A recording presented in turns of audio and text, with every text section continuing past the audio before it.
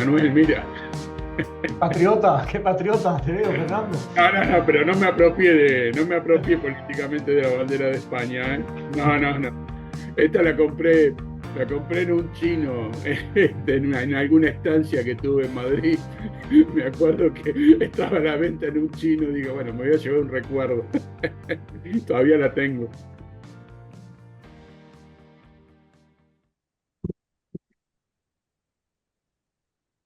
Aquí un símbolo como es la bandera, pues se utiliza, ¿no? O sea, por la parte, Sí. Eh, es un símbolo que denota, ¿no? Pasa Denota que en Argentina no llegamos a eso. A carga mí me política. sorprendió. En Argentina la bandera no tiene dueño político.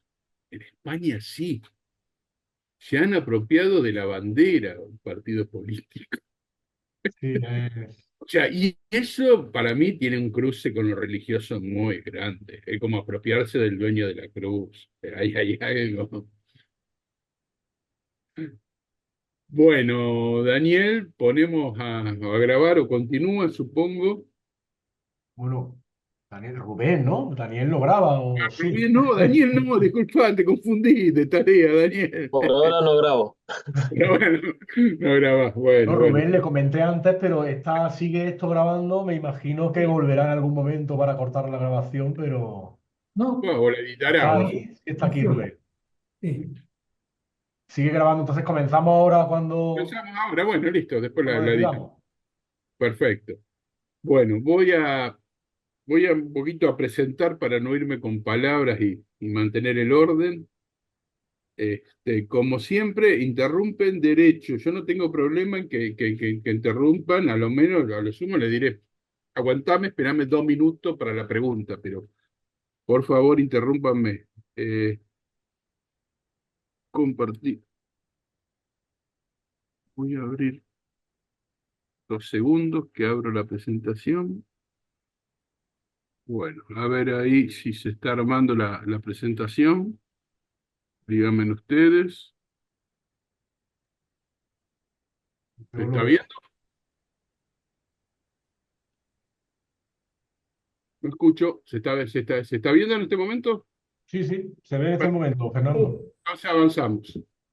Bueno, a ver, ¿cuál es la idea de esta segunda parte o de esta presentación mía?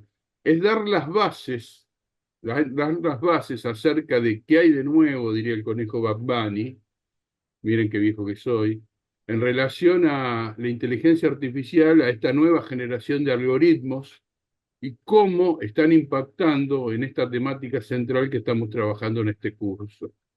Lo mío no va a tener que ver con operatoria de algoritmos ni con prueba de algoritmos, eso ya lo van a trabajar a partir del encuentro que viene con David, con el colega David. Conmigo lo que vamos a tratar de pensar es qué está pasando para que todo esto se amplifique. Esa es la idea. Bueno, a ver esto cómo se avanza, sí. Bueno, hoy casi han pasado un año y pico que estamos en un momento mediático de la inteligencia artificial. Sí, la inteligencia artificial tiene varias, pero varias décadas de trabajo, de desarrollo, de investigación y de aplicación. Pero hoy nos encontramos en el medio de un momento mediático dentro del ciclo de Gartner, sería en el momento de la sobreexpectación, de la gran venta, de las grandes esperanzas, que están alimentando toda una industria económica atrás de provisión de herramientas, aplicaciones y demás que ayudan a, si se quiere decir, a enriquecer estas expectativas porque también se está generando un nuevo mercado o se está ampliando un mercado también. Entonces estamos en ese momento mediático, en el cual ha habido la aparición e instalación de nuevas herramientas que son de orden cognitivo. O sea, ya no son herramientas simples, como las ofimáticas anteriores, que podían ayudar a una escritura, que podían colaborar con un cálculo, que podían colaborar con una búsqueda, sino estamos en un nuevo nivel. Dentro de un ratito lo veremos un poquito qué características tiene este nuevo nivel, pero podemos decir que estamos frente a herramientas ya no de cálculo, sino de asistencia cognitiva, podríamos decir. Y bueno, y en este momento estamos también en una batalla entre empresas, por cuál impone, esto es como poner la bandera de Norteamérica en la luna, la guerra espacial, los más viejos se acuerdan de los rusos, los norteamericanos, quién llegaba y quién ponía la bandera primero en la luna, que después hicieron la fake news de que no fueron los norteamericanos, que grabaron en un estudio de televisión. Bueno, acá más o menos está pasando eso también. La empresa OpenAI con su aplicación ChatGPT, de otros laboratorios, con los modelos Gemini, etcétera, etcétera, etcétera. Entonces también está pasando eso. Y eso trae también de la mano una redefinición de inversiones y mercados en general, y en particular dentro de la educación. Los que están en universidades, ya sea como estudiantes, como profesores, están viendo la proliferación constante de, entre comillas, nuevos servicios, nuevas aplicaciones de la inteligencia artificial a diario. Entonces, bueno, debemos entender que más allá de un fenómeno o de un campo de trabajo académico, que implica el desarrollo de nuevas herramientas cognitivas, también acá se está redefiniendo un mercado económico muy, muy amplio. Y eso hace también que haya expectativas infladas, esa sobreexpectación de la inteligencia artificial, y nosotros, como cristianos comunes, una desorientación por doquier. Al ver que hasta el locutor del barrio habla acerca de lo que le dijo la inteligencia artificial, de dónde puede ir a pasear el fin de semana, hasta los consejos para hacer mejor el café que dio la inteligencia artificial. Eso hoy estamos colmados, llenos. Bueno, vamos a tomar un concepto original y vamos a partir de este concepto que tiene que ver con un poco qué es la inteligencia artificial. De forma simple, directa y rápida, podríamos decir que es una vieja aspiración de los investigadores, de los desarrolladores, de los académicos, que tiene que ver con tratar de desarrollar algoritmos, perdón, que no tengan un comportamiento determinista, que no hagan una única cosa, que no hagan siempre lo mismo, sino algoritmos que de alguna forma puedan razonar, aprender y actuar.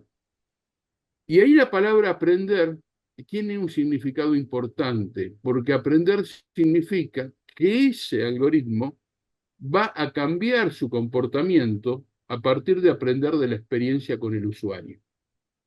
Entonces, no nos enfrentamos, como en la programación clásica, como era, qué sé yo, un procesador de textos, o como era una planilla de cálculo, como programas o algoritmos clásicos, históricos, que siempre hacían lo mismo, sino hoy nos enfrentamos a nuevos programas que de alguna forma van aprendiendo explícitamente o implícitamente de la experiencia con el usuario. Explícitamente hablo cuando nosotros sabemos y entrenamos y somos parte de ese aprendizaje de los programas para que modifiquen su comportamiento. Implícitamente cuando nosotros no sabemos eso, pero sí los algoritmos en ese modelito que nos explicaba Manuel hoy, en esa parte del medio donde actúa el algoritmo, sí está detectando cada una de nuestras acciones y en base a esas acciones está aprendiendo y modificando su comportamiento.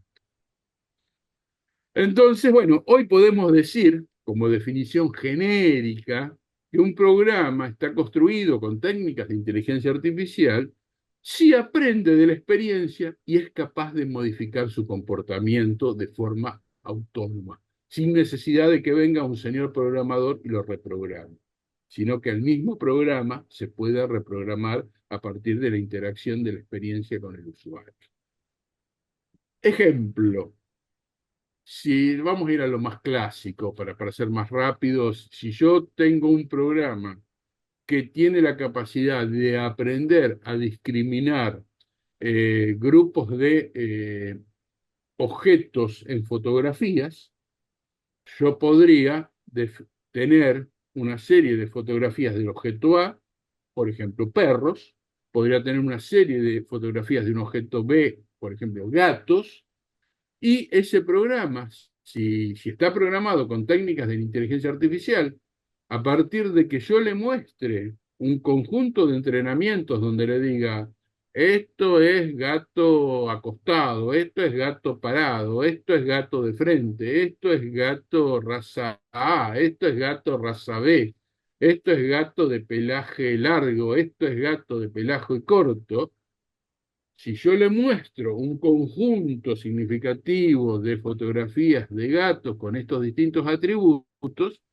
y después por otro lado hago lo mismo con perros, este programa aprendería, digamos, de alguna forma a cuáles son las características generales que componen un objeto, un animal gato y un animal perro, y vería, digamos, ante una nueva fotografía, tendría información porque ya aprendió, a partir de esos ejemplos mostrados, ya aprendió a discriminar con una cierta eficiencia, con un cierto grado de desempeño, uno del otro.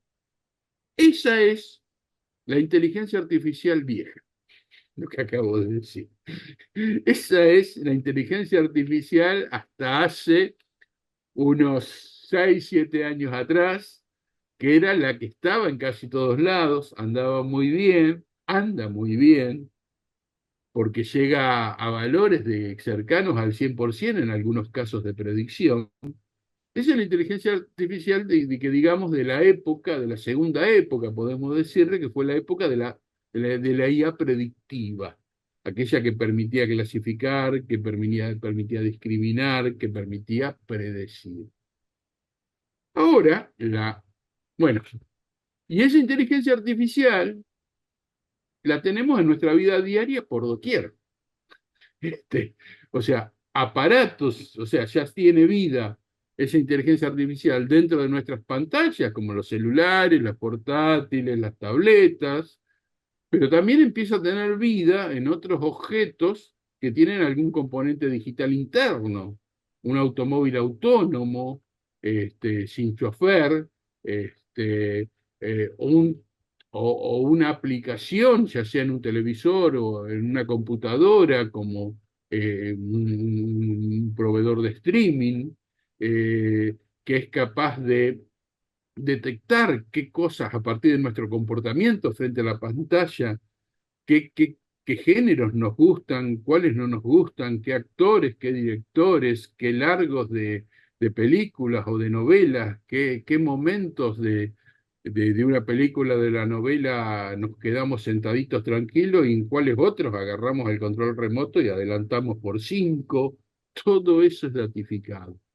Y todo eso hay atrás un algoritmo que de alguna forma va entendiendo nuestro comportamiento de forma primaria para que nos quedemos más y paguemos todos los meses en la plataforma. Y para que esa plataforma banque económicamente, perdón, financie económicamente producciones que le van a ser rentables y que le van a permitir que esa audiencia permanezca y crezca.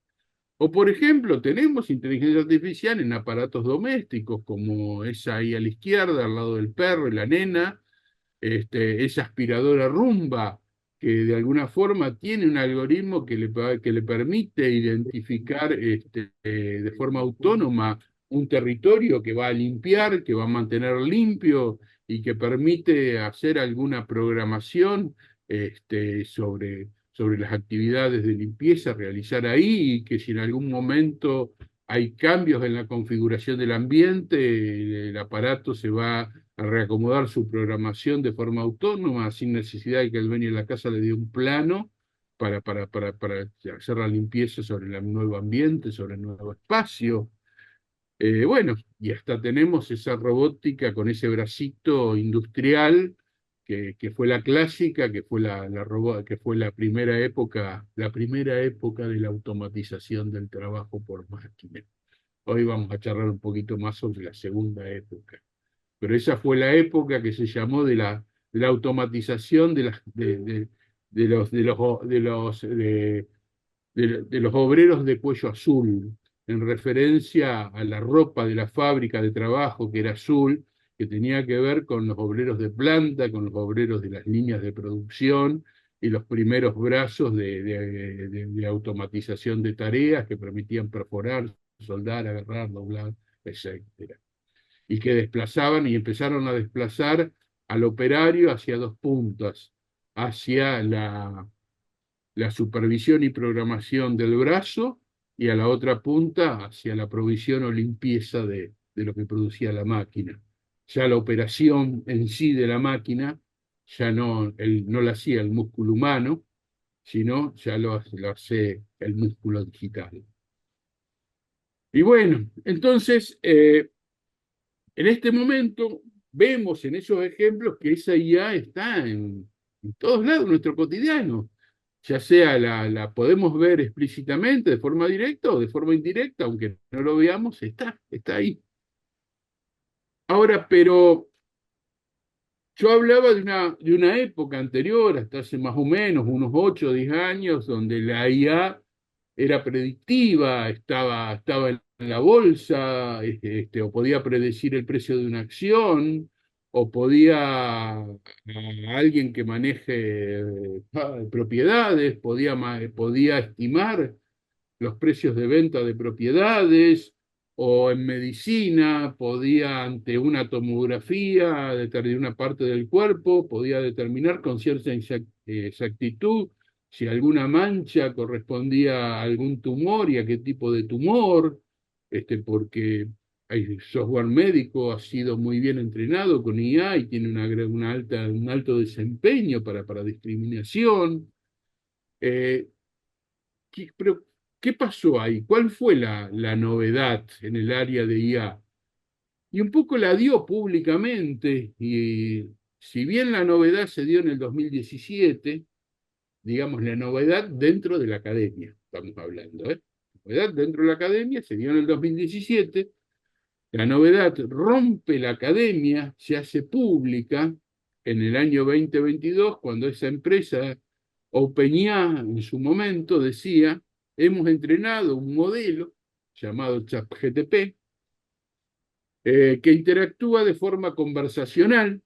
El formato diálogo responde preguntas de seguimiento, admite sus errores, cuestiona premisas defectuosas y rechaza solicitudes inapropiadas. Y fíjense que bajo esas pequeñas palabras presentaba ese nuevo agente cognitivo, esa nueva herramienta cognitiva que de alguna manera inaugura la época de lo que nosotros de entre casa, en el grupo, le decimos el día que el algoritmo aprendió a narrar.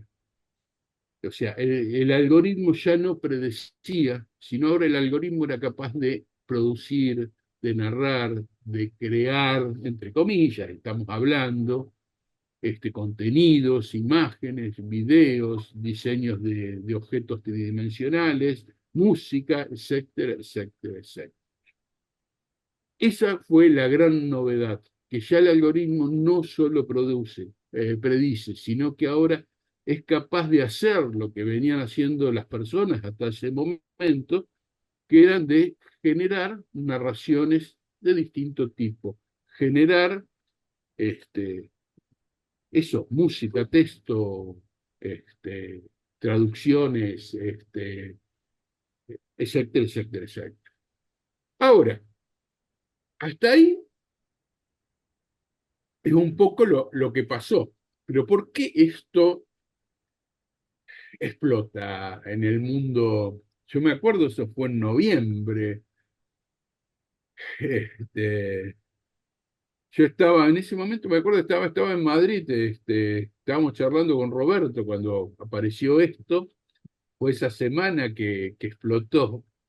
Y de golpe, todo el mundo corre a probar esa aplicación llamada ChatGTP y se sorprende con ChatGTP y las respuestas que da ChatGTP. Y, y si hacemos una evaluación, lo que nos sorprendió es que hay una emulación del humano bastante interesante. Hubo una emulación al principio si nos centramos solamente en la generación de texto, una construcción narrativa que muy refinada a lo que estábamos acostumbrados a ver que una máquina era capaz de producir. No sé qué les pasó a ustedes, abro un poquito la charla, si me quieren decir, pero ¿cuál fue su primera impresión? Hay un par de testimonios al operar con ChatGTP.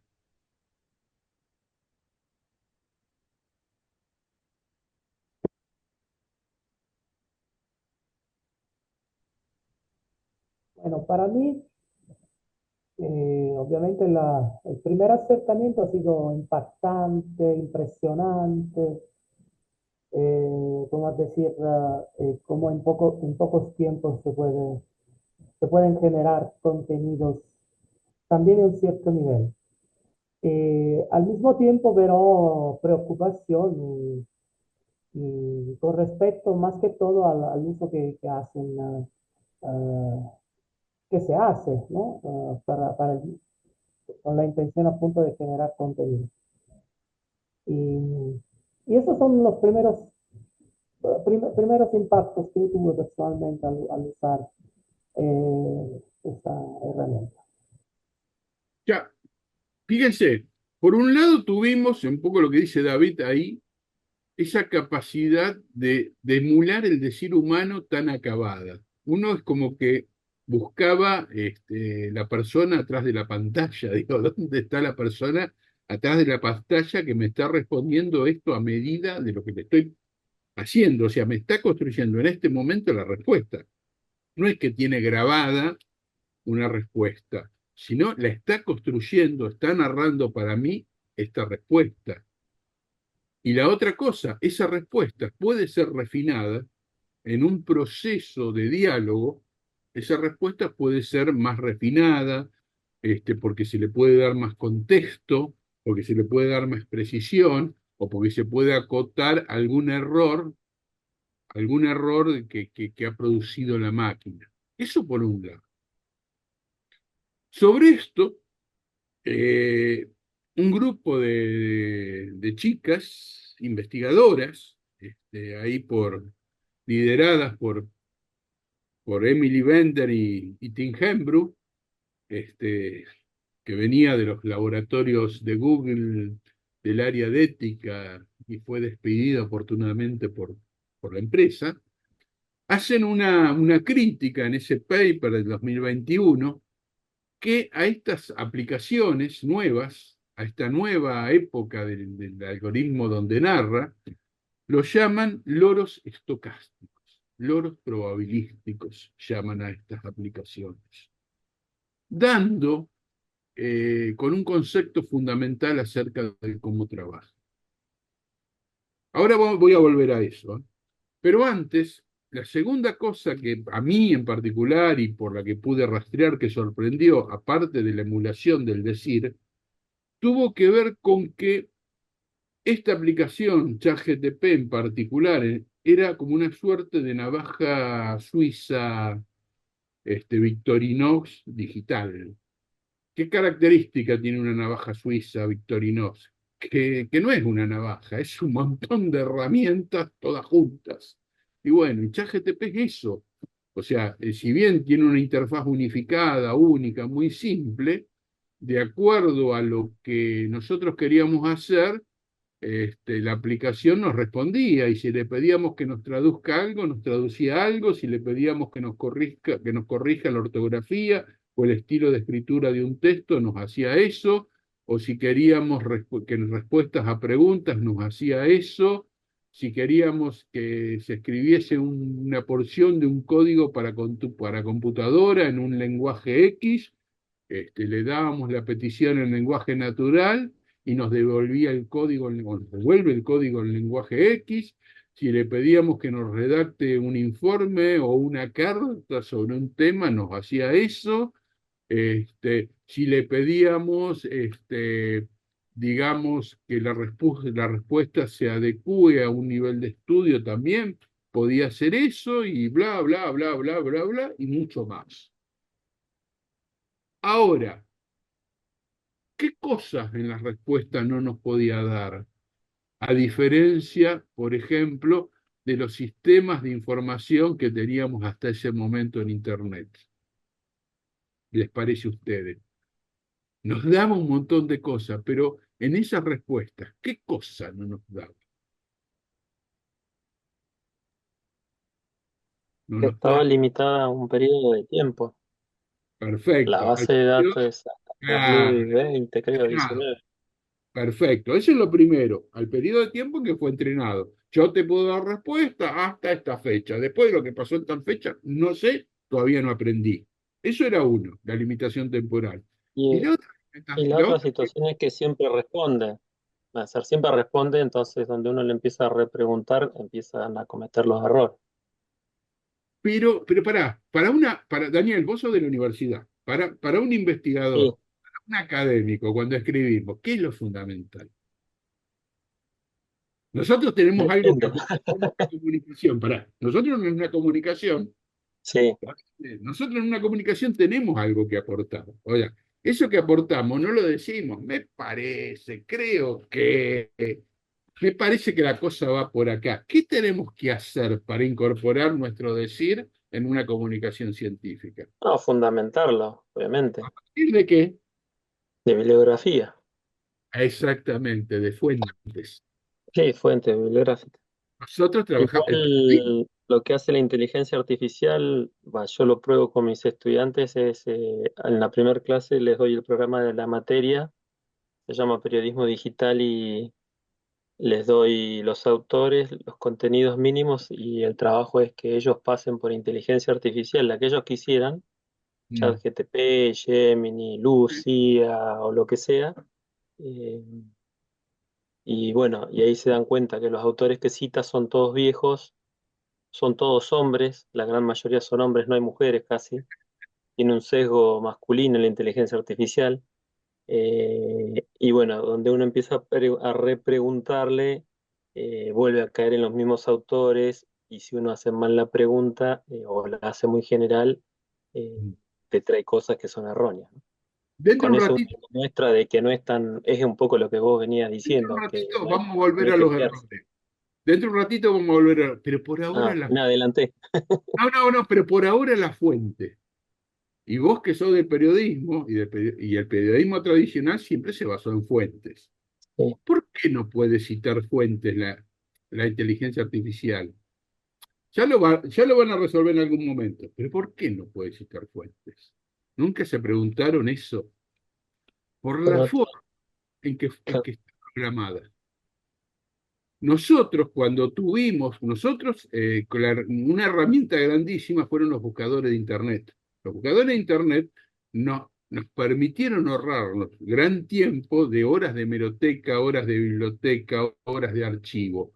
O sea, teníamos a un clic, podíamos hacer consultas, refinarlas, y siempre lo que nos devuelve hasta hoy un buscador, bueno, hoy ya empiezan a ser híbridos, bueno, pero los que nos devuelven los buscadores son enlaces, enlaces a supuestos fuentes que pueden satisfacer nuestra necesidad de información.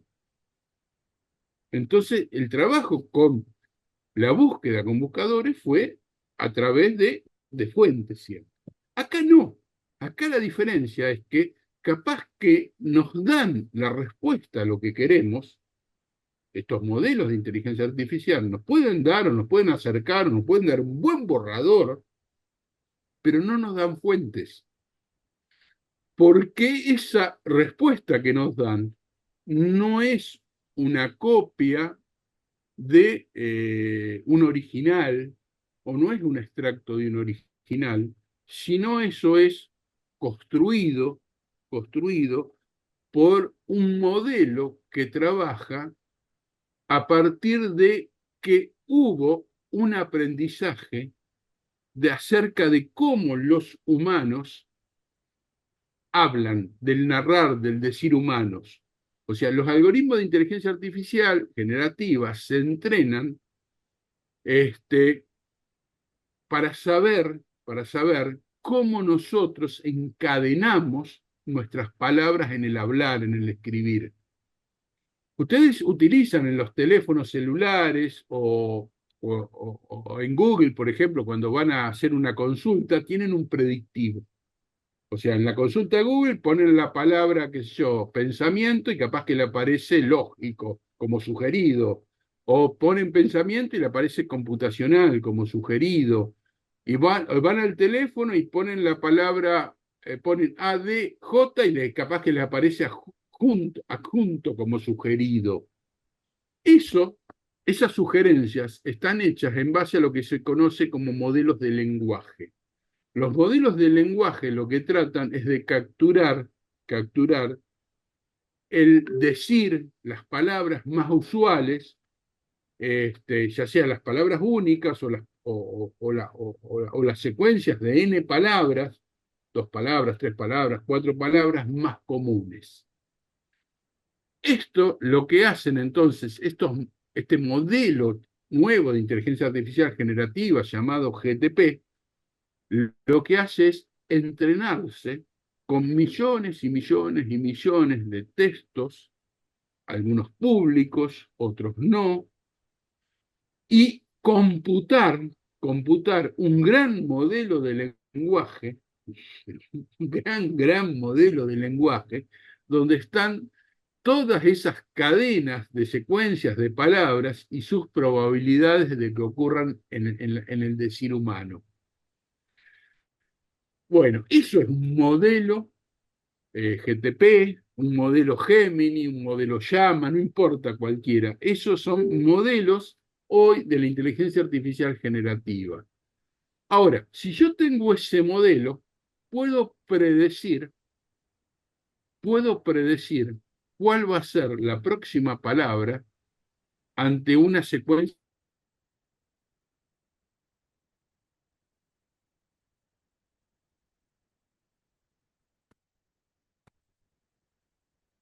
de ingresar, y después lo que viene atrás, la máquina me daría, por ejemplo, que lo más probable es que diga mundo. Entonces, lo que me devuelve es mundo. Ahora, si yo le pongo, de nuevo, las personas del mundo como prompt, por ejemplo, lo más probable puede ser que diga unido y me devuelve unido. Y así sucesivamente, es recursivo el proceso, se retroalimenta hasta que me genera una frase de un largo pedido, solicitado o programado. Entonces, esa es la forma básica en que narra la inteligencia artificial generativa, por lo menos desde los textos. ¿Qué quiero decir con esto? Que no va y busca de una fuente una respuesta, sino la construye en sitio la respuesta como una cadena de probabilidades de términos asociados a partir de un entrenamiento grande, grande, grande del decir humano. ¿Y cuál es el problema de esto? El problema de esto, como dicen ellos, estas investigadoras, que estos algoritmos son loros estocásticos, o sea, manejan cadenas de probabilidades, no manejan semántica alguna. O sea, nosotros cuando construimos, cuando redactamos, manejamos la semántica porque queremos comunicarnos. Estos algoritmos lo que quieren es emular el decir humano, que es distinto. Entonces, por eso no pueden asociar una fuente alguna a lo que construyen, porque lo que construye se construye a partir de probabilidades. Esto hasta este momento, pero estamos hablando de la primera cosa a tener en cuenta con estos algoritmos. Estos algoritmos no saben, es como el loro. El loro sabe cuando yo le digo, cuando el loro me dice, qué sé yo. eh, bueno, acá en Argentina teníamos una frase que decíamos que los loros en una época habían aprendido a decir viva, viva Perón, que era fue un presidente del país. Y viva Perón porque el dueño le daba una galletita.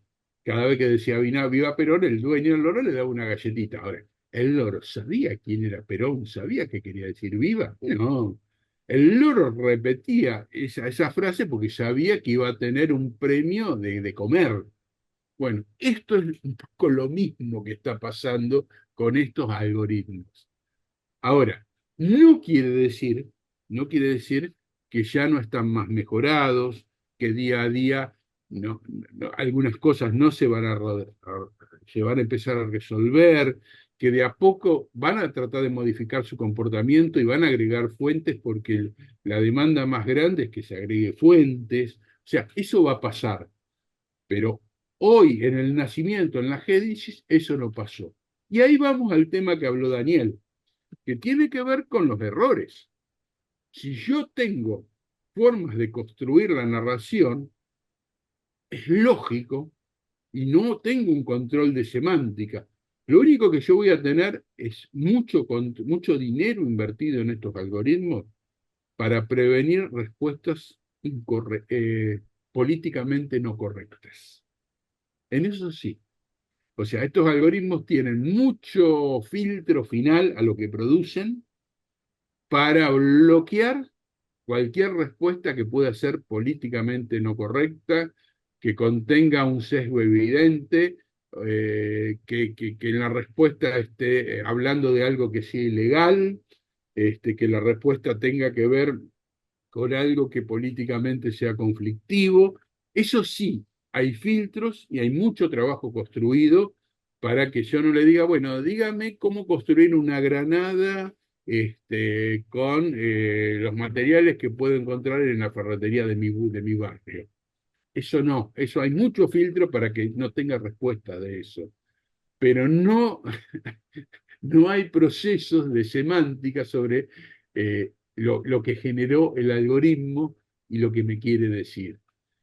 Estos son ejemplos que hice hace un año y pico atrás, que lo uso en algunas clases. Por ejemplo, este es un cuadro que siempre me gustó mucho del Museo del Prado de Madrid, que tiene que ver con una de las pinturas que no tenían que ver ni con agradar a políticos, reyes o grandes terratenientes, sino que tenían que ver con la denuncia social. Y esto era el amigo Sorolla, el amigo Joaquín Sorolla, por ejemplo, que en esta pintura que se llamaba aún dicen que el pescado es caro, mostraba en el interior de un barco un marinero, un pescador golpeado, herido, pescando, como una denuncia social del momento, que eso también pasaba. Entonces le hice un experimento pequeño en su momento, le dije, ¿podrías describirme el cuadro de Joaquín Sorolla? Bueno, la respuesta fue, el cuadro muestra una mujer sentada en un banco en un puerto pesquero con una expresión resignada. Nada que ver. O sea, la descripción del cuadro no es eso. Esto técnicamente se llama alucinación. O sea, uno de los problemas, de los errores, de los algoritmos de generación de texto de la inteligencia artificial, que cada día se reduce más, pero es algo que está latente, que está ahí abajo, son alucinaciones. Alucinaciones tienen que ver no con errores puntuales chiquitos en una respuesta, sino tienen que ver que empieza a derivar la respuesta y contesta algo que no tiene nada que ver con la pregunta y que puede ser real, pero no tiene nada que ver con la pregunta, o algo totalmente inventado, como enanitos verdes en la cima del Himalaya. Otro ejemplo, eh, temas de lógica. Este es clásico, fue un test clásico que se le hacía. La carrera de la cebra y el guepardo. ¿Quién ganaría una carrera de una cebra de 4 patas y un guepardo de 2 patas? Bueno, da la respuesta lógica, pero no entiende la ironía. O sea, o esa información más ajustada que tiene que ver con que los guepardos no tienen dos patas. Y si tengo un guepardo de dos patas, por algún problema de la naturaleza o de accidente, no ganaría. Entonces, bueno, eso también es un tema que es muy del humano, ese manejo fino, el manejo de la ironía, el manejo del sarcasmo, el manejo del humor. Son cosas que son muy humanas, que cuesta todavía resolver a estos algoritmos de la inteligencia artificial. Esto hoy ya lo pregunta y está solucionado, estas cosas, pero fueron ejemplos de primeras cosas que pasaron. Hoy Daniel daba un ejemplo de sus estudiantes y el programa. Yo en una universidad tengo a cargo una materia que es la última de la carrera que se llama taller de tesina, es en computación. Digamos, es en una carrera de computación. Yo tengo a cargo el taller de tesina donde acompaño a mis estudiantes a que puedan formular un plan de tesina, un plan de investigación. Bueno, apareció ChatGPT. Entonces, bueno, y aparece la discusión, usamos ChatGPT, no usamos ChatGPT, pa, pa, pa. Entonces lo hice por 2 años seguidos. Hice una pequeña prueba. Entonces, el primer día, un trabajo práctico fue dar, una serie de consignas de búsqueda de información, pero con ChatGPT. Y una de las cosas que le di, por ejemplo, para que lo prueben y desde su propia prueba puedan después ver la situación, fue, les di un autor conocido, famoso ahí dentro de ellos, y la pregunta era pedirle a ChatGPT que devuelva 10 obras, ya sea paper, libros, capítulos de libros, de ese autor. Y le pedí eso a los estudiantes y luego le pedí que tomen cada una de las referencias dadas por ChatGPT y vayan a la bibliografía y recuperen el paper, el libro o el capítulo del libro. Bárbaro. Primero lo recuperaron, el segundo lo recuperaron, el tercero lo recuperaron, el cuarto, profe, tenemos problemas. El título coincide, pero no es un capítulo de libro, como dije, que esto lo vemos como paper. Y el quinto también, dice que es un paper, pero es un libro. El sexto ya no existe, el séptimo no existe, hasta el décimo son referencias de obras de ese autor que no existen. O sea, esa necesidad por completar el pedido del usuario, en muchos casos lo llevó a completar con información que no tiene ningún correlato con la realidad. Entonces, también, y bueno, y eso también nosotros lo investigamos y lo trabajamos y lo miramos cuando le hacíamos generar listas de cosas. Dígame 10. Y los poníamos en aprieto porque sabíamos que 10 no había, que había 4, que había 5, que había 6, pero siempre nos daba 10. Y los últimos eran invenciones del algoritmo. Entonces, ¿qué quiero decir? De nuevo, quiero decir que estamos en herramientas que están en construcción, que no están cerradas, y que están siendo probadas y evaluadas también por nosotros en nuestro comportamiento. Entonces, ¿qué quiero decir con esto? Quiero decir que tengamos ese warning, esa advertencia de que hoy ese pensamiento crítico, ese chequeo, esa validación, ese desconfío amigable debe ser la regla de actuación frente a estas herramientas. No debe ser la excepción, debe ser la regla. Y no lo digo pensando mal que nos quieran desinformar, que después podemos hablar de eso, pero sí pensando bien que tiene que ver con las fallas o con la incompletitud o con el algoritmo aún en desarrollo. Bueno, les voy a dar un ejemplo más reciente de los errores de la IA. Este ejemplo pasó la semana pasada en mi país. Esa persona que está en el video y esa es la transcripción del video, es un mediático viejo, provocador, hace 40 años que viene provocando en los medios. eh, y bueno, y este fue su último video de provocación, donde, bueno, ahí hice la transcripción y de alguna forma ya empieza como menospreciando la figura del maestro, como diciendo, bueno, discúlpenme, nos trajeron hasta acá, pero... Y esa persona trata de interactuar con ChatGPT. Un niño acá en Argentina, creo que a partir de los 8 años aprende multiplicación. O sea, es como si se tiene tanta empatía de un niño de 8 años como si un niño le hablara así a una aplicación, un niño de 8 años le hablara así para aprender, primero y principal. Lo segundo, bueno, que trata de demostrar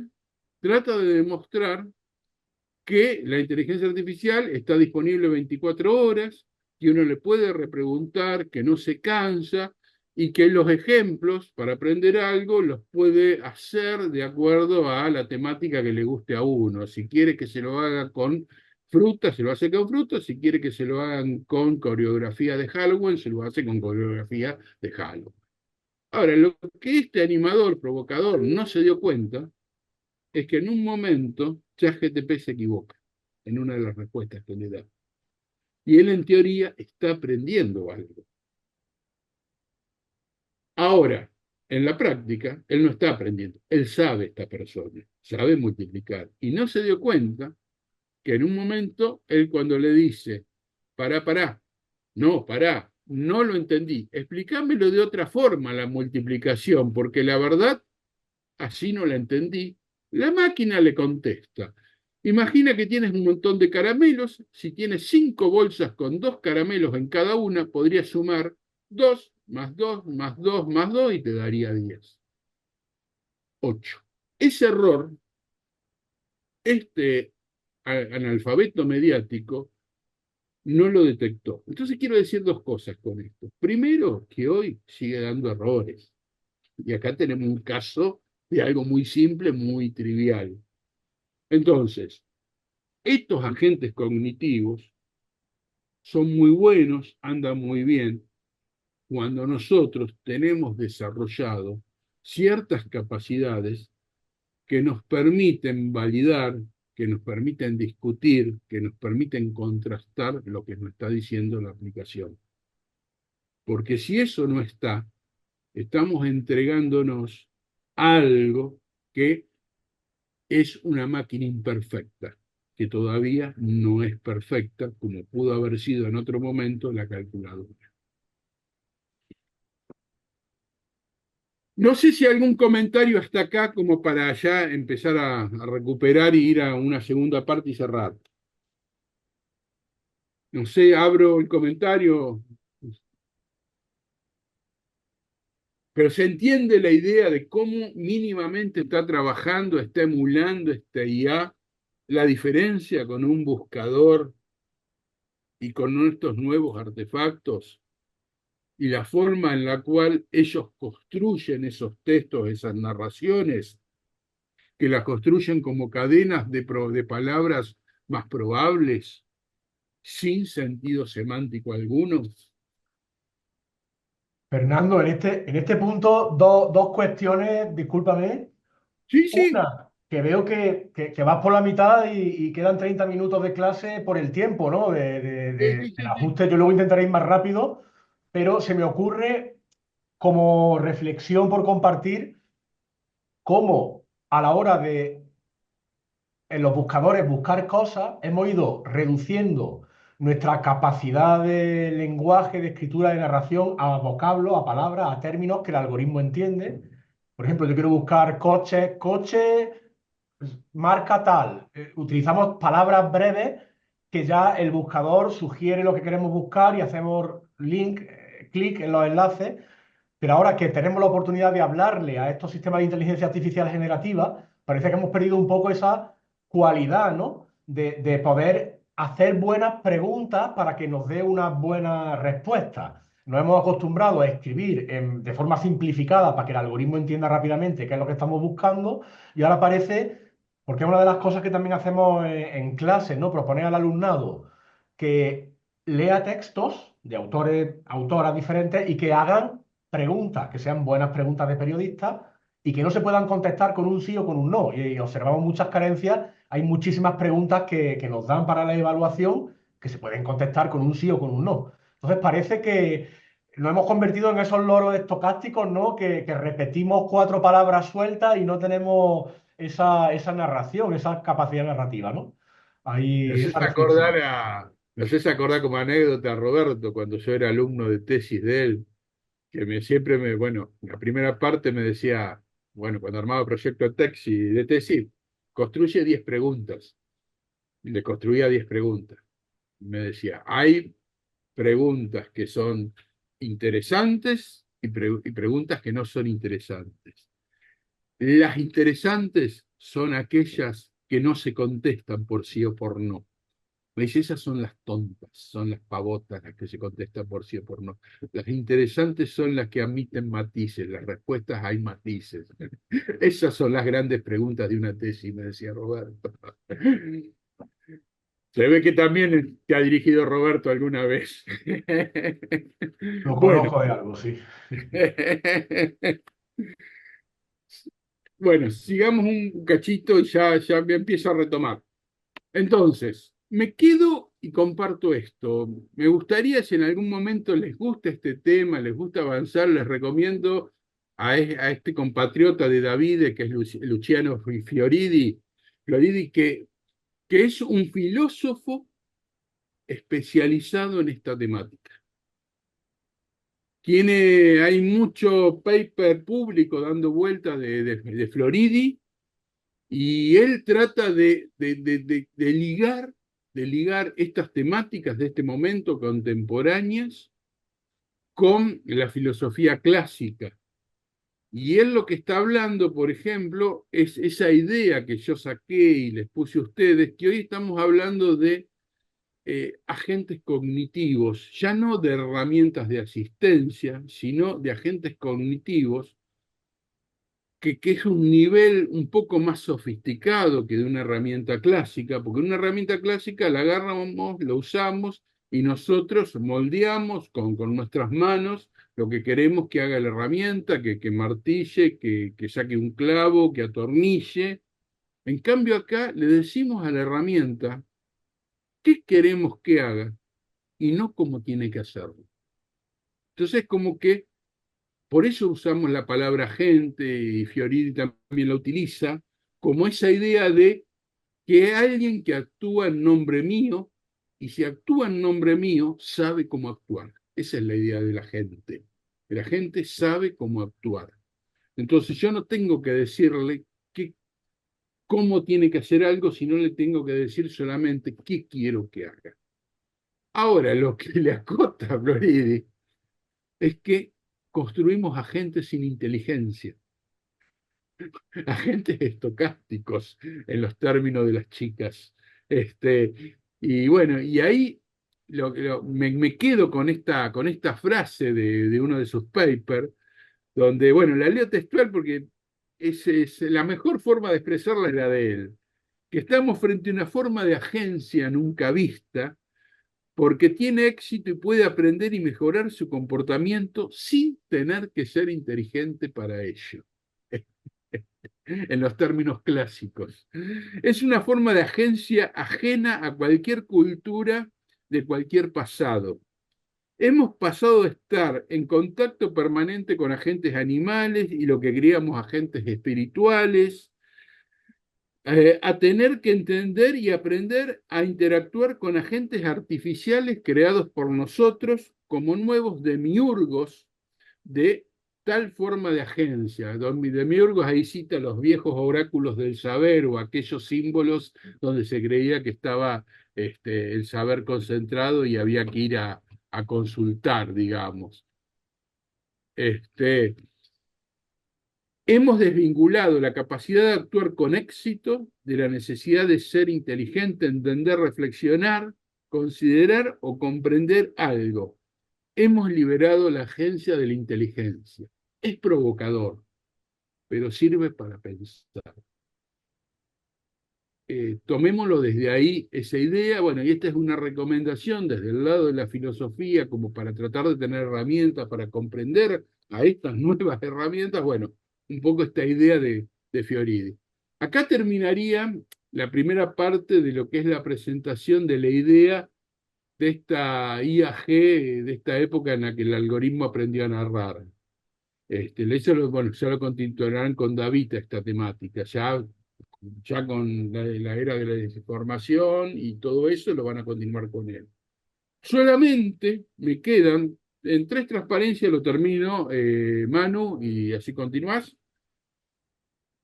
Bueno, y mientras tanto, ayer en USA me reía porque esa es la ilustración de un artículo, ahí está la cita, que definía esta campaña electoral como el año de las elecciones, en abril de este año, como esa imagen de 2 robots que la campaña termina siendo comandada, termina siendo generada por robots. Entonces la definía como una guerra de robots de fake news a esta campaña. Ahí, eh, digamos, para tener alguna suerte de evidencia, una suerte de archivo testimonial, Newsguard es una empresa que se dedica al seguimiento de noticias falsas y de sitios de noticias falsas. Es una empresa, una organización de referencia para eso, ténganlo en cuenta, Newsguard. Y ahí les dejo el link a una página donde Newsguard fue recopilando noticia a noticia todo un corpus de fake news que tuvo que ver con esta campaña. Y ahí está cada noticia y cómo fue presentada, y al lado está la deconstrucción de esa noticia. Por si alguno quiere ver ejemplos reales, lo que es hoy una campaña en base a fake news.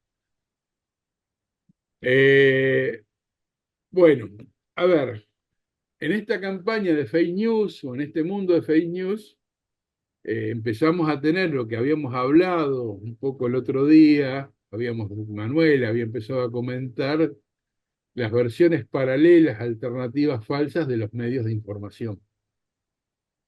Las páginas que se hacen pasar por páginas de un medio verdadero, utilizando su tipografía, su forma, sus figuras.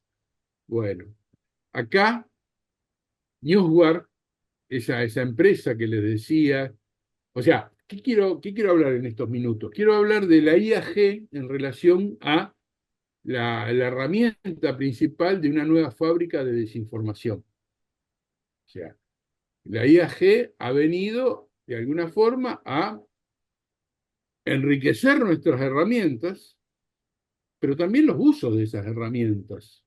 Como sabemos, en la viña del Señor no hay determinismos, sino hay usos que son de acuerdo a las necesidades de cada uno.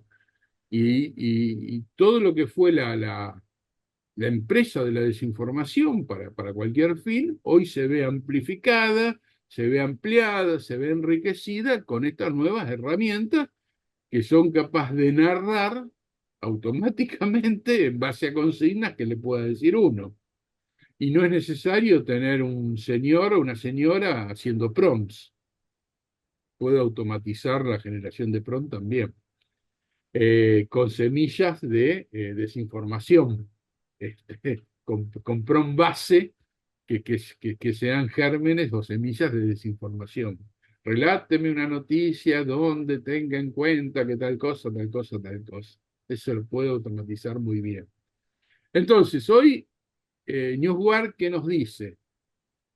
Nos dice que ve a la IAG como un superdifusor de noticias falsas. O sea, eso que decía hoy, esa ampliación, esa nueva ola, esa expansión, estas nuevas herramientas, en esta nueva generación de herramientas.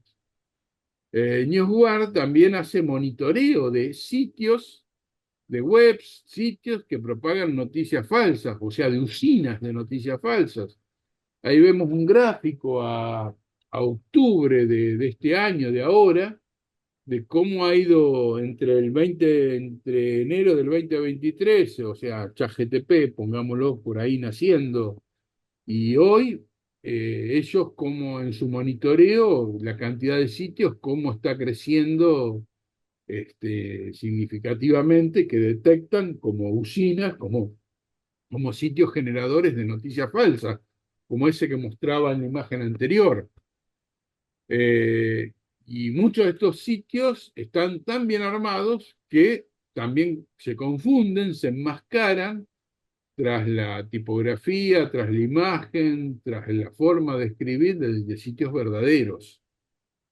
Ahí dejo para que miren, chusmeen, amplíen, si quieren, una lista que mantiene Wikipedia de sitios de fake news registrados, un poco también como para ir viendo cuáles son las características, cuáles son las formas, de qué forma se presentan, de qué forma tratan de comunicar.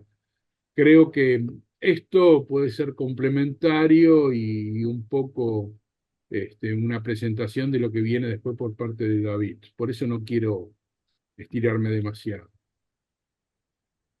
Y también otro de los problemas que está surgiendo hoy es con esta fábrica de noticias, ya no importa si es fábrica de fake news o no, sino fábrica de noticias a través de algoritmos, está surgiendo también un problema de propiedad intelectual muy, muy grande. De nuevo, en su momento, ya hace 25 años atrás, lo tuvo Google, cuando empezó a indexar las noticias, los proveedores de información, los generadores de información, las empresas de información pusieron el grito en el cielo. Nos está robando las noticias, armó una clasificación en su portal, una solapa, nos muestra, nos ordena, nos indexa y no nos está pagando nada. Bueno, hoy eso se repite y se amplifica. Están redactando, están versionando nuestras noticias, o sea, nuestras noticias están sirviendo de prompt y le están pidiendo a la inteligencia artificial que las redacte este, como propias. Nos están parafraseando y no nos están reconociendo, no nos están atribuyendo. Bueno, esta guerra de apropiación de contenidos informativos se redicta con estas nuevas herramientas. Y, digamos, como para terminar, cerrando, dejar algunas reflexiones en el aire como para pensar, no tengo respuesta tentativa todavía, solamente tengo reflexiones iniciales, sí que tienen que ver con evidencias de que cada día más la proporción de contenidos artificiales en la web es mayor. Hay ya algunas medidas, hay algunas muestras. Yo en este momento no recuerdo el número, pero eh, no, no quiero decir, pero había en algún momento una medida cerca del 40% de todo lo que hay en la web fue generado por una máquina, no por un humano, en contenido textual. Pero lo tengo que chequear, no pude llegar a ese dato, lo había preparado para una clase anterior, lo tenía y tenía la medida en varios periodos de tiempo, pero creo que casi estaba en el 40% el año pasado, fin del año pasado. Ahora con esto y con estas nuevas herramientas, esa proporción cada vez va a ser mayor. Entonces, bueno, eso es a tener en cuenta. Cómo nosotros, desde nuestro conocimiento, desde nuestra forma de construir conocimiento, desde nuestra episteme, vamos a lidiar con eso en este futuro cercano, en este presente y futuro cercano. Que gran parte de esa construcción de conocimiento la vamos a hacer con fuentes que no son humanas, que son fuentes generadas por máquina. ¿Qué va a pasar ahí? Otra cosa, hoy la IA eh, que narra, que dibuja, que genera videos, satisface demandas específicas y eso hace distintas demandas específicas y eso hace que distintos mercados se amplíen. Eso también está redefiniendo el momento laboral. Yo había hablado de que tuvimos con ese brazo robótico, teníamos la imagen de las fábricas de automóviles al principio, de las ensambladoras, donde estaba el reemplazo del músculo humano por el brazo robótico, y decíamos que eran los trabajadores de cuello azul. Bueno, hoy los trabajadores de cuello blanco, los oficios de oficina, los oficios que no son de la planta de producción, hoy están siendo interpelados por nuestras nuevas herramientas. Yo no digo están siendo reemplazados, sino lo que digo, están siendo interpelados, en algunos casos van a ayudar a algunos empleos a hacer mejor su trabajo, a hacerlo más rápido, a ampliar su profesión, pero en otro trabajo, bueno, puede ser que empiecen a reemplazarse. Entonces también estamos en una segunda era de la automatización del trabajo que tiene que ver con esos empleos de cuello blanco. Y después me quedé pensando en riesgos potenciales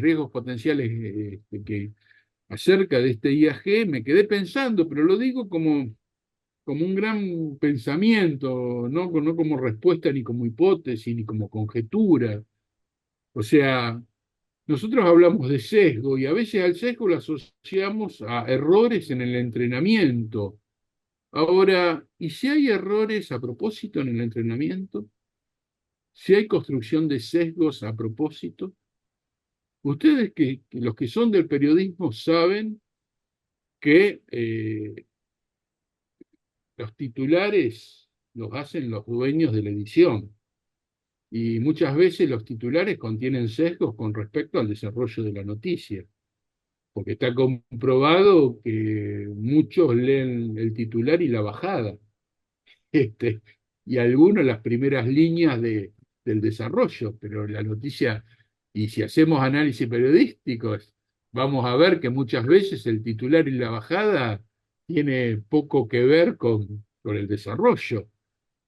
Y ahí hay una construcción de esa noticia adrede y de esa desviación adrede. Bueno, ¿qué pasa si los que entrenan, los que seleccionan cómo los textos con que se entrenan, las imágenes con que se entrenan al algoritmo, ese set de entrenamiento es sesgado a propósito? O sea, no es un error, está armado a propósito. No puede haber una construcción de una nueva o una instalación de una nueva cultura, de un nuevo relato en algunos casos, porque estas herramientas son universales, están en todo el mundo. Entonces, eso puede llevar, me hago la pregunta, a nuevas formas de colonialismo, un colonialismo cultural, de un relato hegemónico de lo que es el mundo, a partir de una gran dependencia de esto y un uso acrítico de esto. Dejo la pregunta abierta. Eh, Otra cosa. Fernando, perdona, disculpa, se nos acaba el tiempo, ¿eh? O sea, quedan 15 minutos. Yo quería también presentar lo mío, lo digo por si de alguna forma lo puedes recortar para que no me pase mucho tiempo, que Bueno, se nos va. Quedan dejamos 15 ahí. minutos de la hora y media. Bueno, dejo la última pensando, y si la inteligencia artificial alimenta la inteligencia artificial, ¿no estaremos en alguna forma de endogamia? ¿En alguna forma de reducción del episteme? En la incorporación de ruidos, que el algoritmo a sí mismo se incorpore ruidos y desviaciones en lo que son los nuevos entrenamientos. No sé, son todas preguntas que a mí constantemente me están dando vuelta en la cabeza. Pero bueno, Manuel, adelante, por favor.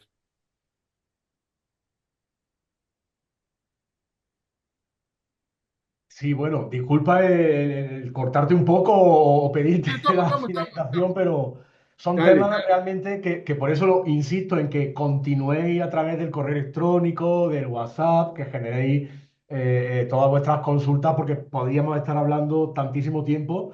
Hay Aquí en el chat se ha compartido un proyecto de investigación latinoamericano por parte de Vanessa, de dale. investigación periodística sobre desinformación, que lo podemos traspasar luego al grupo general. Y también al hilo de la anterior sesión que comentó antes Daniel respecto al litio, a las minas de litio, cómo el triángulo de litio lo conforma Chile, Bolivia y Argentina.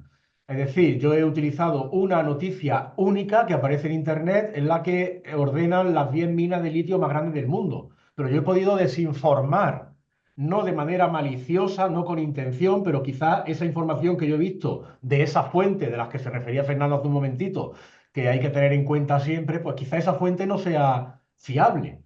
Quizá esa fuente haya cometido un error y haya dejado fuera algunas minas de Bolivia, o quizás las minas de Bolivia no son tan grandes como las que aparecen en ese listado, que realmente sí que puede estar bien. ¿Está bien o no está bien? Pues ahí está la pregunta que debemos hacernos, la reflexión, ¿no? Voy a compartir pantalla. Voy a pasar. Lo último, chiquito, de Sí, lo que yo trabajé acá, lo más directo y concentrado que encontré es este artículo de Franganillo nuevo que dialoga sobre esta nueva era de la inteligencia artificial y cómo se relaciona con la creación de contenidos mediáticos informativos. Sería. Eso es lo que les dejo como lectura recomendada, más ordenada, más organizada de lo que trabajamos hasta el momento. Listo. de acuerdo. Pues si quieres, deja de compartir y comparto yo la presentación, porque la parte, digamos, de reflexión, pues de cada diapositiva ahora que vaya pasando, Espera que se me pierde la pestaña. no te Espérame dos preocupes. segundos. Ahí, ahí está. Aquí meto la pantalla número 2. Tengo las dos pantallas y a veces tengo duda de qué estoy Ahí está, compartiendo. ahí se ve. Realmente se ve, ¿vale? De acuerdo. Gracias. Bueno, directamente, un libro de un amigo, un compañero, un colega, Enrique Díez, que está participando también en esta propuesta de una nueva ecoeducomunicación y tiene un libro del año 2022 que se titula Pedagogía antifascista.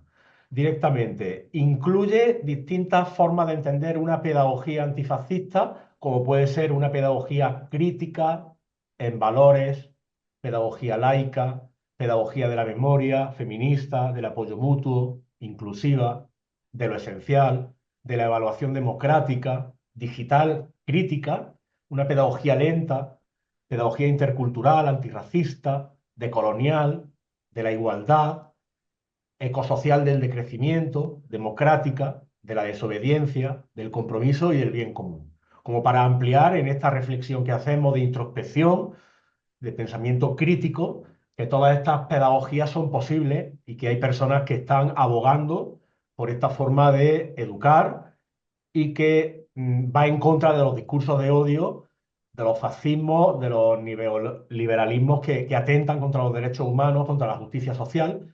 Así que primera propuesta es que si os interesa ampliar el tema en relación a alguna de estas pedagogías, si no tenéis el libro o si queréis simplemente más información, más enlaces relacionados, pues lo comentáis, ya sea a correo electrónico o en el grupo de WhatsApp o al WhatsApp personal.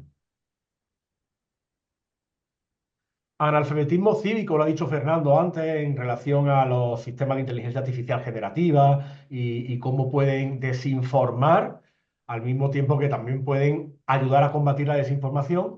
Pero Henri Giroux habla de un analfabetismo cívico que consiste en negarse a actuar desde una posición de consideración, juicio informado y agencia crítica. Se convierte en una forma de despolitizar a las personas que no saben o no son capaces de desarrollar juicios informados, analizar relaciones complejas y recurrir a una variedad de fuentes. Las fuentes que se han estado comentando antes, tan necesarias, analizar esas relaciones y desarrollar un juicio informado para la toma de decisiones. Hay que comprender cómo funciona el poder y cómo moldea las fuerzas que influyen en nuestras vidas. Aquí, muy importante, y siempre lo diré, podemos explicar conocimientos, transmitir, enseñar conocimientos, practicar habilidades, pero lo más difícil sería cambiar las actitudes. Y el tema de la posverdad, de la desinformación, tiene en última instancia la modificación de los comportamientos de las personas y el desarrollo de actitudes sociales que van en contra de la democracia y de la justicia social. Así que una segunda reflexión sería cuál es nuestra actitud en el día a día y a qué nivel nos podemos considerar que somos analfabetos cívicos, por muy bien considerados que estemos a nosotros, a nosotras mismas, esa autocrítica que es necesaria. Para combatir el analfabetismo cívico, Paul, en 1992, propone un pensamiento crítico de sentido fuerte o en sentido estricto, según la traducción de inglés de in strong sense que hagamos.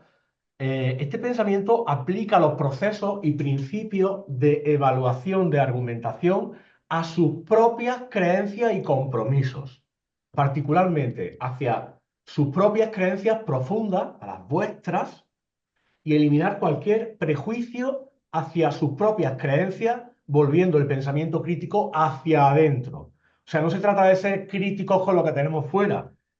Se pide la reflexión, os pedimos la reflexión hacia adentro.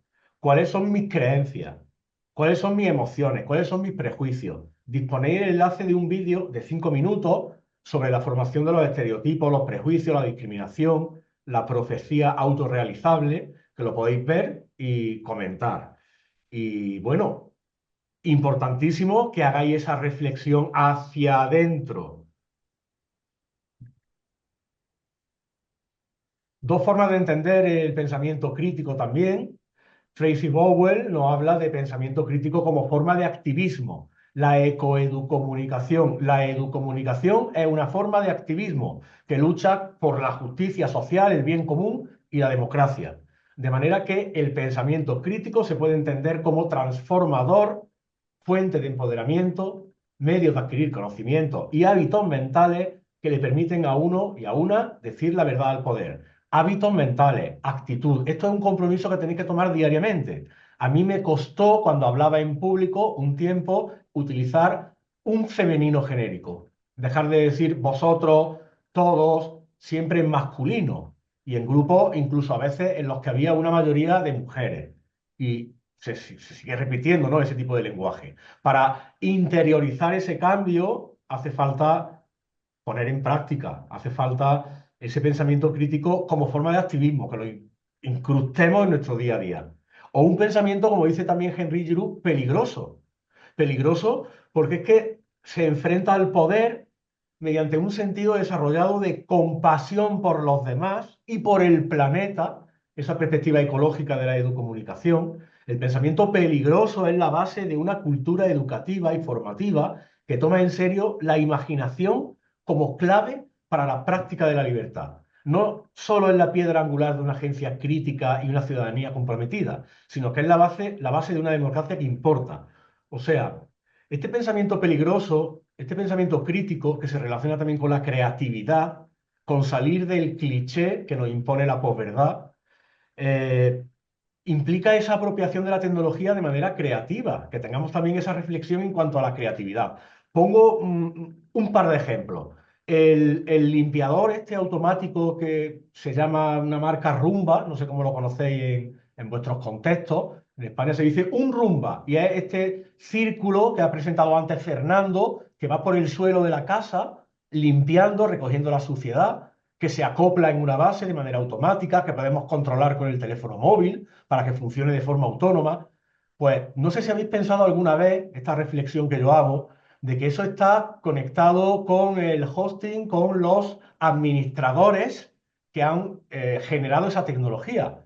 Y si nosotros hemos modificado los planos de nuestra vivienda, ese sistema Rumba está, digamos, de alguna forma transmitiendo los planos de nuestra vivienda a una entidad que no conocemos. Es decir, podrían introducir un dron por la ventana de nuestra casa y dirigirlo de forma automatizada sin chocar contra ninguna de las paredes, incluso si hemos tirado respecto a los planos originales un tabique y hemos creado otras paredes, Rumba detecta todo el perímetro de la casa, donde hay una escalera, donde hay una pared, donde están todos los obstáculos. Y personas ajenas a nuestra vida podrían conocer cómo es el interior de nuestra vivienda al detalle, aunque esto parezca un poco conspiranoico, pero sería un uso perverso que puede tener un sistema como ese que introducimos en nuestra vivienda. Introducimos tecnologías que no sabemos realmente con quién comunican ni qué comunican. Y por otra parte, el ejemplo de los tratantes de seres humanos. Yo me muevo en el contexto de migraciones y trato con personas que en algunos casos son víctimas de trata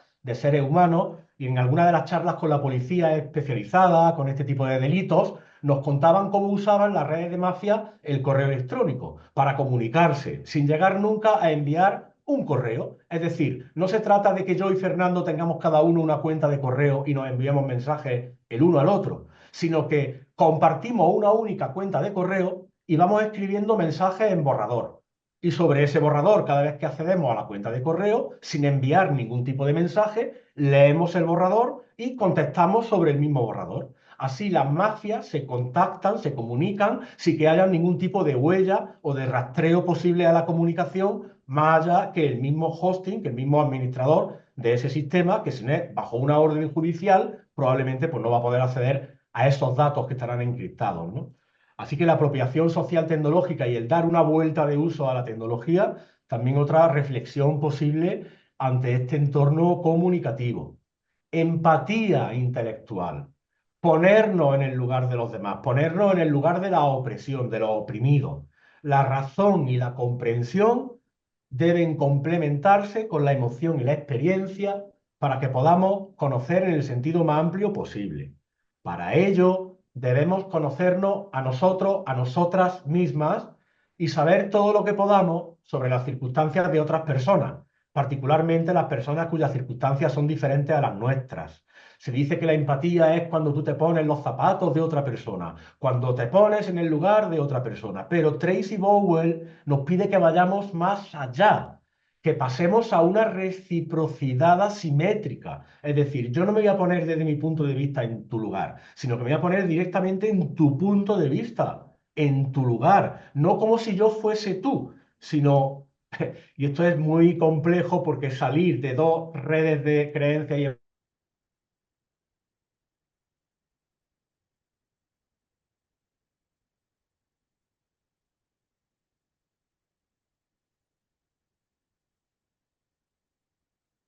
misma en la posición del otro, debemos comprometernos a aprender tanto como podamos sobre las realidades vividas de otras personas a partir de sus propios testimonios, sobre cómo experimentan, negocian y viven sus vidas, cómo viven su género, su raza, su clase, su discapacidad, su sexualidad, su cultura y su religión, su opresión, al fin y al cabo, que hemos visto antes relacionada con los que tienen los privilegios. Esto requiere que escuchemos adecuadamente y tomemos en serio el testimonio de los demás para aprender sobre las experiencias vividas y sobre cómo deben ser ellos en este mundo. Esto es algo muy complejo, pero que Mario Kaplun ya nos lo decía hace bastante tiempo, que es la habilidad de las personas comunicadoras y educadoras básica, que es saber escuchar, saber atender y escuchar a las demás personas. Yo en ocasiones con personas migrantes que vienen de países como Mauritania, que tienen un sistema de castas en el que según donde nace puede ser esclavo, pues ya no me choca tanto el que algunas personas me digan cuando le pregunto, oye, ¿cuál es tu profesión? ¿Tú a qué te dedicabas? Ah, pues yo era esclavo. Como una profesión más. Digo, no, espérate, esclavo en mi contexto no es una profesión. Hay que tratar de entender, ¿no? Cómo cada persona vive la opresión y tenemos la herramienta que vimos en la sesión anterior de la interseccionalidad para que podamos identificar en lo que nos rodea y también esa mirada hacia adentro, ¿no? ¿En qué momento nosotras nos hemos sentido en algún momento oprimidas y por qué, ¿no? ¿Y por qué otras personas se sienten oprimidas y por qué?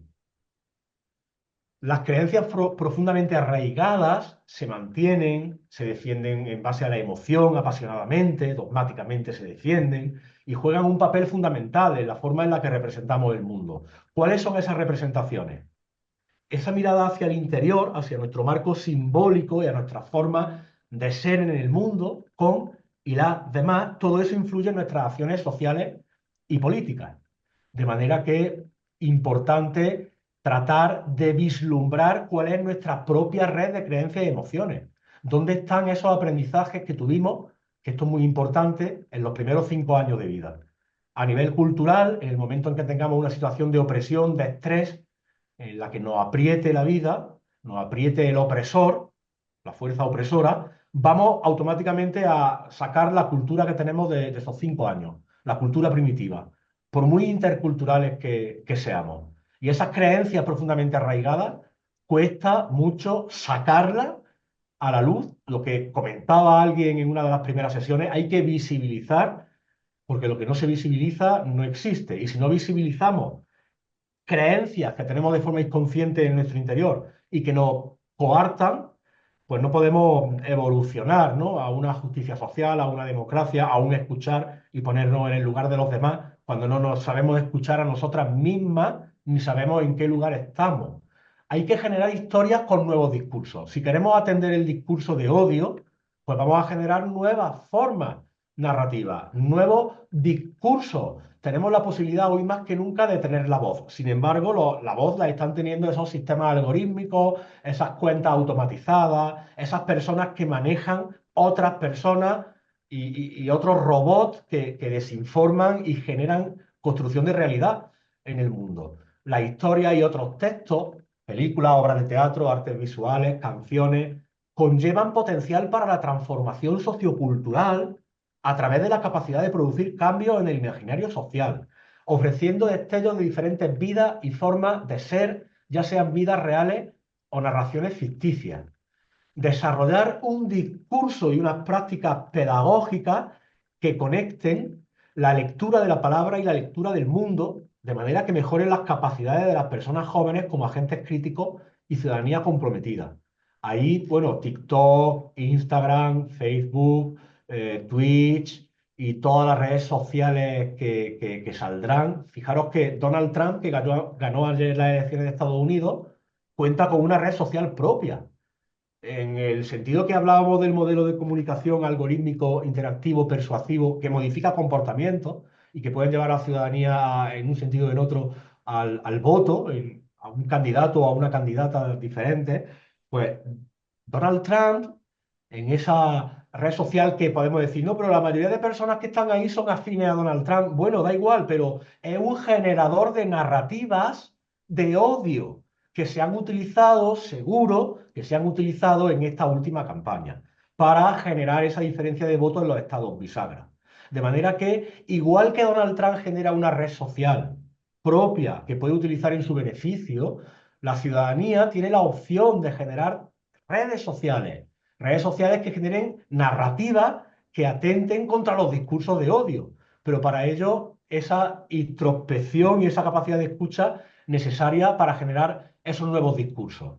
La mentira recorre todo el planeta en el tiempo que la verdad se está poniendo la ropa para salir en marcha, de manera que si invadimos de verdad el mundo, quizá la desinformación quede un poco apagada o en entredicho.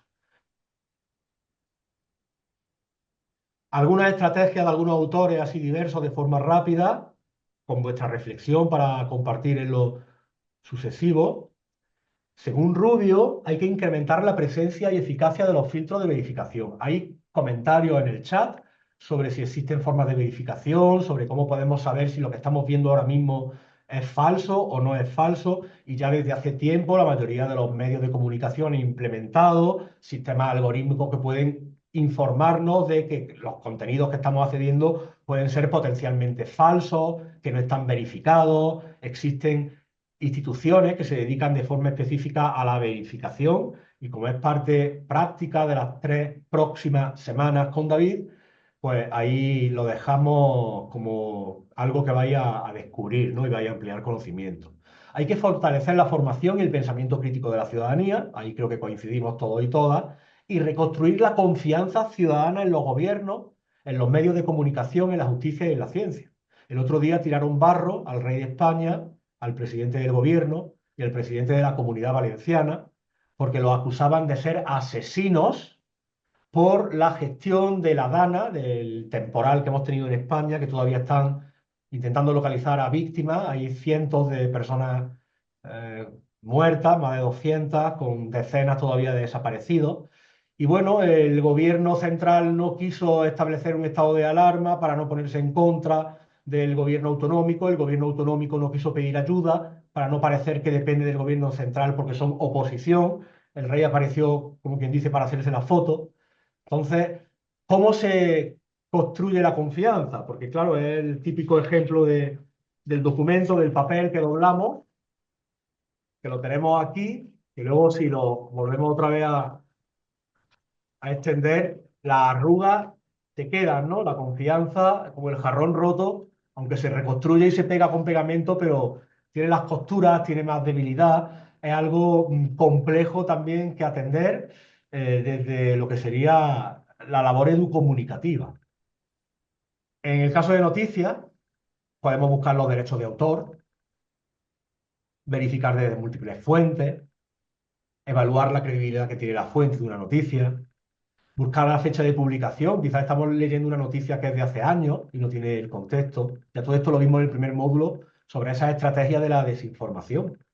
Podemos buscar, evaluar la experiencia del autor en el tema, preguntarnos si esto coincide con mi conocimiento previo, si esto me parece realista. Por eso ese trabajo de reflexión, de introspección sobre nuestras propias creencias arraigadas, porque como os dije, la posverdad es personal y el algoritmo detecta, como ha dicho Fernando, esos patrones personales en los que vamos a reaccionar. Puede ser con personas mayores, puede ser con los niños pequeños, los menores de edad, o puede ser con las personas migrantes, puede ser con el tema. Cada uno tiene un tema que puede ser que nos haga reaccionar sin que pensemos, sin que nos pongamos en el lugar del otro. Otro autor también hace preguntas similares, ¿no? A la hora de atender a los medios de comunicación, a las noticias. ¿De dónde sale la noticia? ¿Quién la redacta? ¿Cómo está diseñada? ¿Quién la firma? ¿Hay autoría? ¿De dónde procede? ¿Qué fuente de noticias, ¿no? la ha puesto en circulación? ¿Qué emociones provoca? Oye, esto parece que está hecho para generar un tipo de emoción, para generar ese odio, ¿no? Hacia otras personas. ¿Las fotografías de dónde salen? Lo veréis en la parte práctica. Google Lens es una herramienta inversa que te dice el origen de todas las fotografías. En ocasiones hay fotografías que no corresponden con la noticia y son fácilmente localizables. Es coherente la noticia en el tiempo, son ciertos los datos, hay intereses partidistas ideológicos que estén claros, se ve claramente que es una broma. ¿Qué gano compartiendo la información? A veces contenido satírico se comparte como si fuera real. Amorós nos pide que hagamos estallar la burbuja. Tenemos que abrirnos a nuestras propias creencias, reflexionar sobre nuestro interior para intentar modificar ese arraigo emocional de la creencia y sacárnosla de encima, si no es una buena creencia, de manera que nos abramos a otras realidades, estallando esa burbuja de cámaras de eco que ya vimos que ocurría con los sistemas algorítmicos, involucrando al sistema 2 de Kahneman, el autor que propone pararnos, tomarnos tiempo a que funcione este sistema de pensamiento crítico más lento, esa pedagogía lenta que nos haga salir de la vorágine, de lo inmediato, de lo rápido, de la hora, de lo quiero ya, y nos haga tomar tiempo para reflexionar y tomar juicios críticos informados. Aprender algunas estadísticas, dice el autor. Bueno, también tener en cuenta las matemáticas. En ocasiones nos meten unos reclamos que solamente haciendo una división o una cuenta básica aritmética vemos que es absolutamente falso o mentira o un dato completamente desproporcionado. Tratar las narrativas que creemos con el mismo escepticismo que las que no. O sea, hay cosas que a mí me cuesta creer porque va fuera de mi cultura, fuera de mi contexto, quizás sean ciertas o no. Vamos a tener ese escepticismo con las propias narrativas. Quizás lo que me han contado desde pequeñito y lo que yo siempre he creído que es la tradición, que eso es lo correcto, quizás lo tradicional no es lo correcto y haya llegado el momento de cambiar y no sucumbir al pensamiento conspirativo, que es para hacer un libro completo o varios libros sobre el pensamiento conspirativo que está a la orden del día.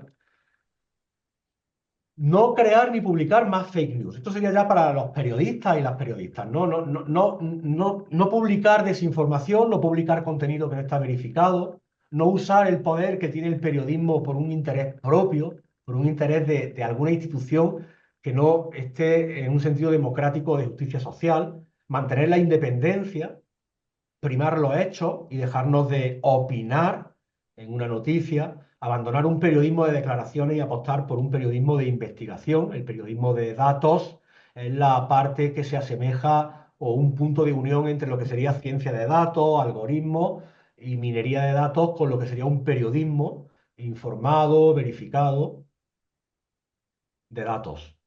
Y para finalizar, humildad. Humildad, que seamos humildes, que reconozcamos que hay cosas que sabemos, pero que también hay ciertas cosas que desconocemos, que nos queda todavía mucho por aprender. Que incluso hay cosas que sabemos de forma inconsciente, pero no tenemos esa conciencia, ¿no? De ese conocimiento. Y por otra parte, que hay cosas que no sabemos y que tampoco somos conscientes. Así que desde la humildad, gracias, es la última diapositiva. Pues de forma rápida para no alargar la sesión, de cada una de estas diapositivas, si lo volvéis a ver, que os voy a compartir la presentación, esta y la de la sesión anterior, pues ir tratando de identificar para la tarea del módulo 3 cuáles serían esas diversidades que os afectan de forma personal, cuáles son esas diversidades que os rodean en vuestro contexto. Esto sería la tarea, en un informe breve, plasmar diversidades identificadas desde la interseccionalidad para analizar qué discurso de odio en vuestro contexto, en esa diversidad, está asociado a una forma de opresión, a una forma de discriminación. Es decir, qué colectivo, qué persona, qué diversidad son tratados con un discurso de odio en concreto, qué frases, qué memes, qué narrativa se asocia a esa diversidad en un sentido de discurso de odio, qué mensajes están utilizando, qué medios están utilizando, qué desinformación se está llevando a cabo. Y bueno, en esa línea, además de compartir hoy las dos presentaciones, no dejéis de preguntar y os mandaré un documento con la rúbrica exacta de lo que se espera, tanto de la tarea del módulo 1 como de la tarea del módulo 3. Y quizás yo lo digo así y me suena que se entiende, pero no se entienda. George Lenis tiene la mano levantada. Si quieres, participa, dinos lo que cualquier Sí. persona que participe. No, sí, justamente buenas tardes, compañeros. Es un gusto poder compartir con ustedes y rescatando un poquito de lo que aquí nuestro compañero decía de salir de la burbuja, ¿no?